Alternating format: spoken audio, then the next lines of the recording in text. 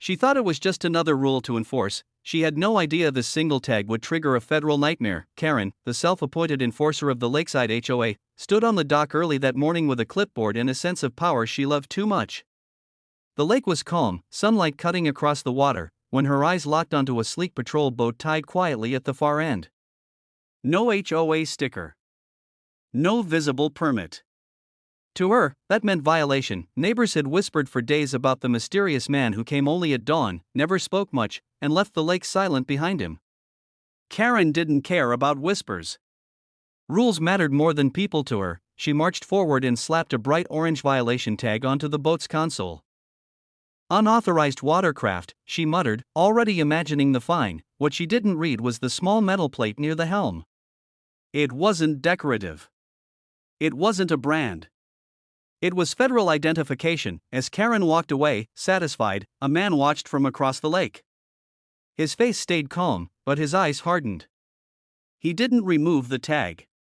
He didn't argue, he made a phone call instead, and by sunset, the HOA's world was about to collide with something far bigger than community rules.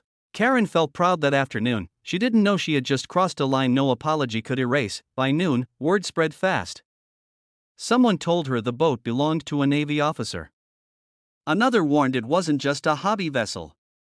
Karen laughed it off. "This is private property," she said confidently. "No one is above HOA rules."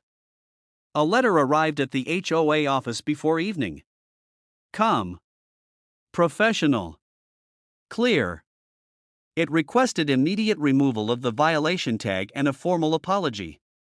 Karen didn't even finish reading it.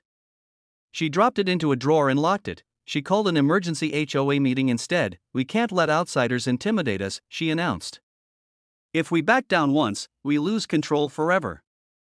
A few board members shifted uncomfortably. One asked about federal markings. Karen shut him down instantly. "Scare tactics," she snapped. That night, the patrol boat remained tagged. Untouched. Silent, across the lake, the man returned. He stood still for a long moment, looking at the orange tag fluttering in the wind. He removed nothing.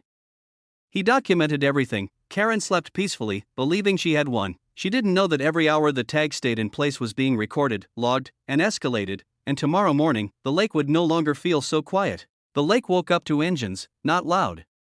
Not aggressive. Just undeniable authority. Karen arrived early, coffee in hand, already planning the fine she'd issue next. She froze when she saw 3 unmarked black vehicles parked neatly near the dock. No logos. No HOA badges. Just precision. 2 uniformed officers stood beside the patrol boat. The orange tag was still there, untouched, exactly where Karen had placed it. A man stepped forward. Calm posture. Controlled voice. He introduced himself and displayed federal credentials. Not raised. Not flashed. Simply shown. Karen laughed nervously. "This is a misunderstanding," she said quickly. "We handle things internally." The officer nodded. "That vessel is registered federal military property. It was actively assigned."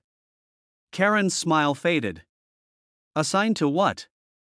"To national service," he replied. She tried to explain HOA authority, community bylaws, private access.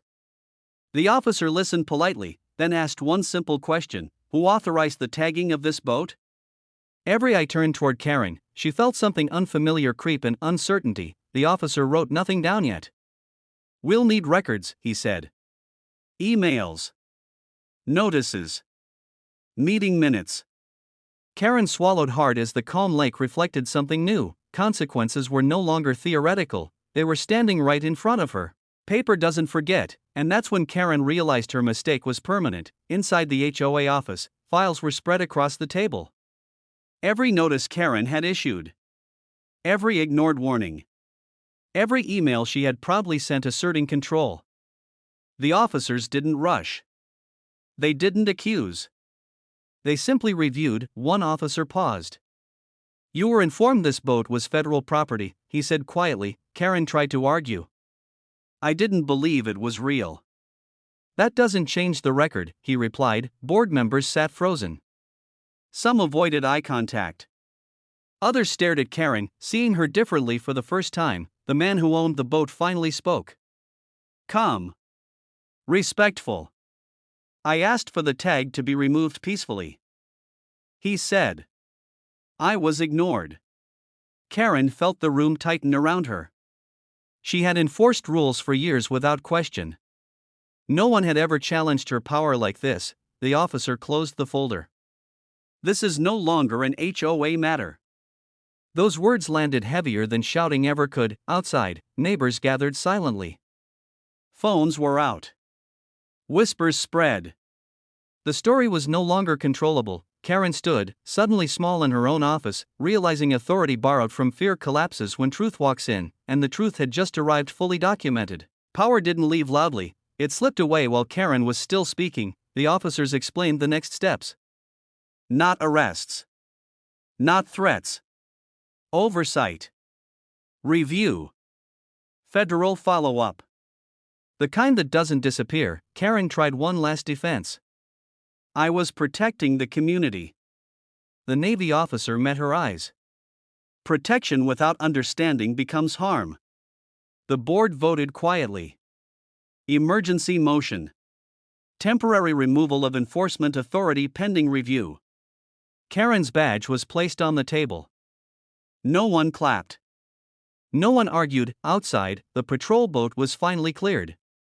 The orange tag removed with care, photographed, and sealed into evidence. Neighbors watched as the black vehicles departed. The lake returned to silence, but it felt different now. Lighter. Honest, Karen walked home alone. No supporters. No clipboard.